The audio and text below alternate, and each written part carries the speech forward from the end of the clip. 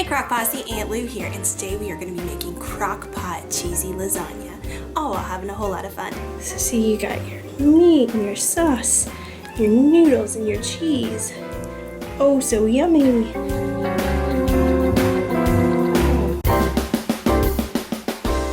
Hey Crock Posse, Aunt Lou here, and today we are going to be making Crock Pot Cheesy Lasagna. And so, as you can see by my big ol' cup of cheese right here, it really is cheesy and we absolutely love it. So I'm going to be making this today in a casserole crock pot. It makes it easier, the noodles fit really well. If you do not have a casserole crock pot, you can go ahead and make this in a 6-quart and it should be just about the same. You might have to break up your noodles a little bit, but that's it. So we need 8 lasagna noodles, 4 cups of cheese, and this is shredded mozzarella, and then 1/3 cup of water, a teaspoon of Italian seasoning, a pound of ground beef. I'm sorry for the noise in the background. I've got a little minion in the background who's trying to get herself something. And 15 ounces of ricotta, and then just your cooking spray, and then a jar of spaghetti sauce. First thing we're going to do is we're going to lightly spray our insert.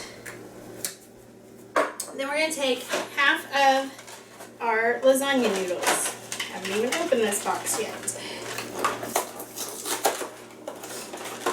Okay, so we had 8 total, so we're just going to take 4 lasagna noodles and lay them out side by side. And like I said, if you have a casserole crock, this is definitely a good recipe to use it for, because the noodles are like perfect length to just lay down in there. Alright, so now we're going to set this over to the side for a little bit, and we're going to take our meat and mix it with our Italian seasoning.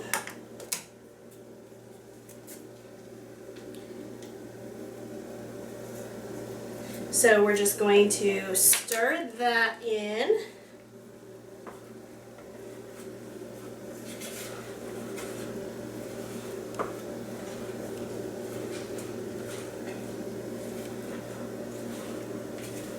Get it all nice and spread out in there.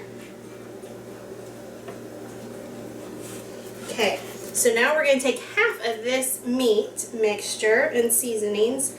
We're going to spread it out. Alright, now we're going to take half of our jar of spaghetti, half of our ricotta, and half of our mozzarella, and half of our water, and pour it on here.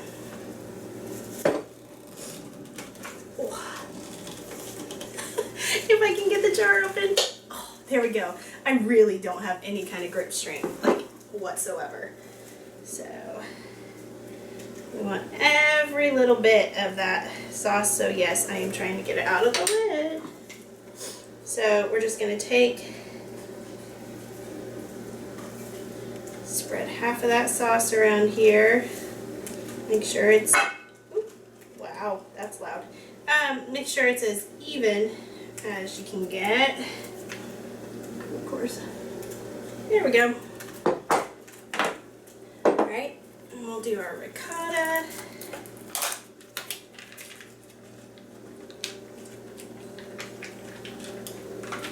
I'm really not good at opening things, so I really should have opened all this before I was on camera. Oh, better luck next time. Okay, so we're going to take this and kind of break it up a little bit so it'll be easier to spread around. Okay, so we're going to take half of this. I'm going to do like little plops so that I can get it spread out pretty well. You don't want all of it just in one spot. I think my hands are going to have to get dirty just to make sure this all gets spread out. If you're someone who does not like getting your hands dirty, that's okay. You can just use your spoon. It just might take a little bit longer. Okay, now we're going to take half of this. And if you guys want like a really super stringy, like ooey gooey cheese, a little secret from a food blogger is to, if you want that super like cheese pull type effect in your meals, you can take just a block of cheese and shred it on your own, and it will give you a nice ooey gooey kind of feel to your recipe, and it's super yummy. Okay, and we're going to do about half of the water. Okay, and then repeat. So just 1, 2, 3, 4. Meat.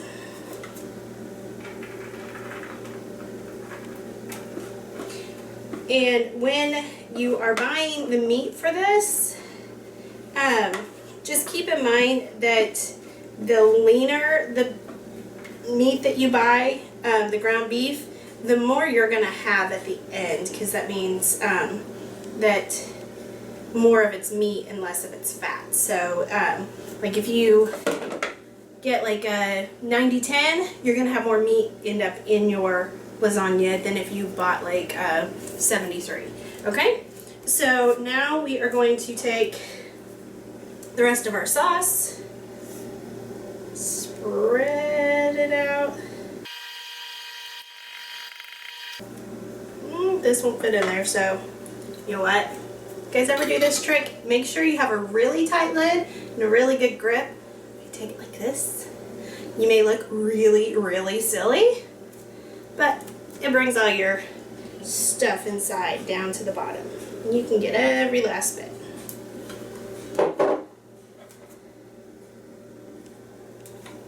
Oh, that was almost bad. All right, next let's do the rest of our ricotta. Spread this out. This is gonna be so yummy.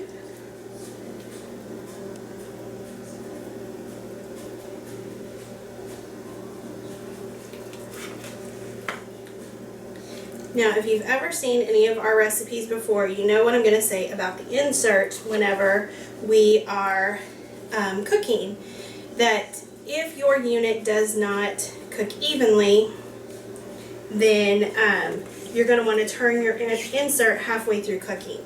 And as much as I adore my casserole crock and love how it cooks up so many different dishes, I know this thing very well and know that it is not nice whenever it comes to cooking evenly. And so there are hot spots, there are cool spots, so I always, and especially if you're cooking with like rice or noodles or something, it's super duper important to make sure that you turn that insert halfway through if you have a contrary unit that doesn't like to cook evenly. It happens. It's okay. So we're going to pour the rest of this water in, and that water and then all the rest of the liquid ingredients or solid ingredients that kind of turn liquid, that's what's going to cook your noodles up for you. So that way you didn't have to cook them beforehand. Alright, we are just taking the rest of this cheese and spreading it all around. We love cheese around here, so it breaks my heart to even leave like one piece in there. But for your sake, I will stop picking at it. But alright, so we've got this all done and ready to go. So we're going to cover and cook on low for about 5 to 6 hours, or high for 2.5 to 3 hours. And we will be back in 3, 2, and we're back. And so I checked this. I cooked it on high because my family's getting impatient. And so I checked it at 2.5 hours. And all I did was I stuck a fork through the noodles just in the center just to see if it was as soft as I liked. And it wasn't quite there. So I went ahead and gave it an extra half hour. So and I did turn my insert halfway through. So now we have this beautiful lasagna. Oh, sticking or little notes. I have to write myself notes or I forget. Mushrooms are an option on this. So when you're preparing it, if you want to put some mushrooms in on your layering, go for it. However, in my family, 1 out of 4 likes mushrooms, and so he was overruled, and so we have a mushroomless lasagna. You could also do mushrooms on half if you have more of an even split. So anyway, just a little side note there. I forgot to tell you guys that you could do mushrooms if you wanted. Let's dig in to this yummy lasagna.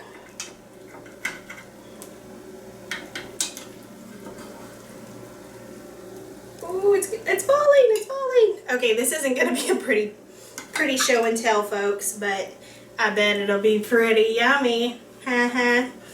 So, alright, let's get, oh my goodness.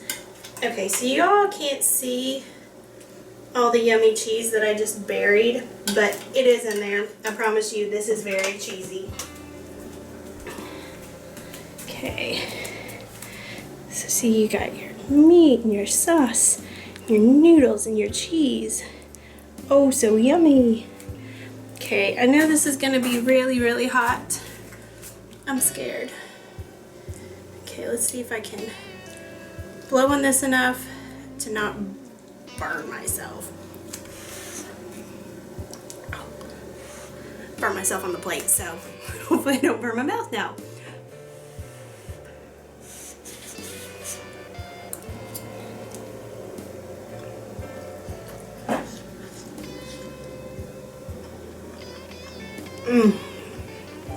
Wow. This makes me think of, oh, there you can see all the cheese on top there. This makes me think of like when I was a kid growing up and we would have these pitchins or like dinners at church, and the little old ladies would bring their lasagna, and it was so just flavorful and delicious and cheesy, and that's exactly what this tastes like. And lasagna honestly always scared me when I first started cooking because it just seems so complex, but as you see, it's super simple. You can do this whether you're just starting out or you've been cooking for a long time, and so it's awesome.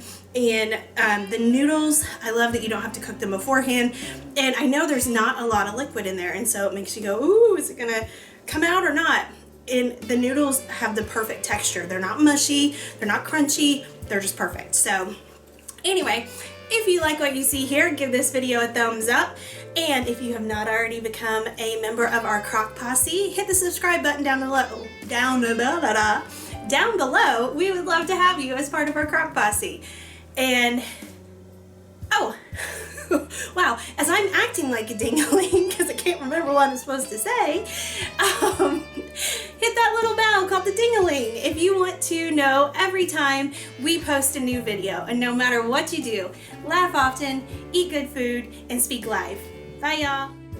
My brain and my mouth are not connecting today. That was for you, Mikey. If you want to see the latest, click on the left right here. If you feel like subscribing, click on the right, my dear. And if you think we're funny enough to send us money, click the Patreon link below.